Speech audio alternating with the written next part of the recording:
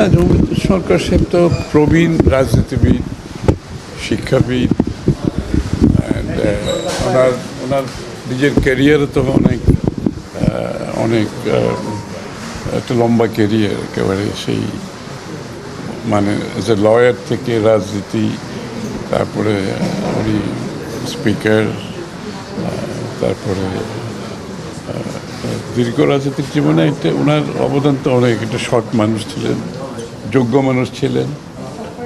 রাজনীতিতে এই ধরনের মানুষের উপস্থিতি অনেক একটা বড় অবদান রাখে। এটার একটা প্রভাব বিভিন্নভাবে থাকে। ভালো, সৎ, যোগ্য, দেশপ্রেমিক, এটা প্রভাবিত করেছেন উনি। এবং as a speaker, owner as a education minister যখনই যে দায়িত্ব পেয়েছেন উনি সততার সাথে, নিষ্ঠার সাথে পালন করেছেন এবং জাতি উপকৃত হয়েছে। ওনার যাওয়াটা আমাদের রাজনৈতিক অঙ্গনে নিশ্চয়ই একটা তো কিছু শূন্যতা সৃষ্টি করবে। এটা বোধহয় আজকে হবে না, কারণ হচ্ছে আমরা তো জানা যে চলে যাচ্ছে।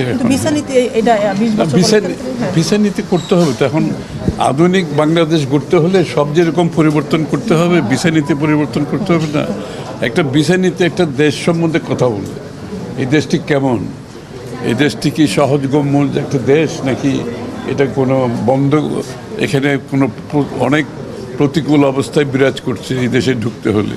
তো সুতরাং এটা একটা আধুনিক প্রণয়ন দরকার আছে। এই জন্য বিষয় নীতিটা আমরা রিভাইজ করছি। এর ফলে দেশের অর্থনীতি ডেফিনেটলি এখানে পর্যটন, এখানে যারা বিনিয়োগ করবে, এই দেশে মানুষ আসবে, এই দেশের উপর আস্থা রাখবে। বিষয় নীতিতে একটা বড় ভূমিকা আছে এখানে। বিষয়টা নতুন প্রোগ্রাম, আমরা তো আগের প্রোগ্রাম থেকে বেরিয়ে আসছি। কারণ ওরা আগের প্রোগ্রাম ছিল ওই স্বৈরাচার আমলের যে প্রোগ্রামটা করেছিল, ফ্যাসিস্ট আমলে, ওখানে অনেকগুলো বিষয় তো আমরা সম্মত হইনি। তো সেই কারণে আমরা সেই প্রোগ্রাম থেকে বেরিয়ে আসছি। এখন আবার নতুন প্রোগ্রামে যাচ্ছি। একজন নির্বাচিত সরকারের বাংলাদেশের মানুষের স্বার্থ সুরক্ষা করে যে ধরনের প্রোগ্রামে যাওয়া দরকার সে ধরনের প্রোগ্রামে যাব না। কিস্তির টাকা নিয়ে আমাদের কোনো চিন্তা নেই। আমার চিন্তা হচ্ছে যে প্রোগ্রামে যাব এটা বাংলাদেশের স্বার্থ সংরক্ষিত হবে কিনা।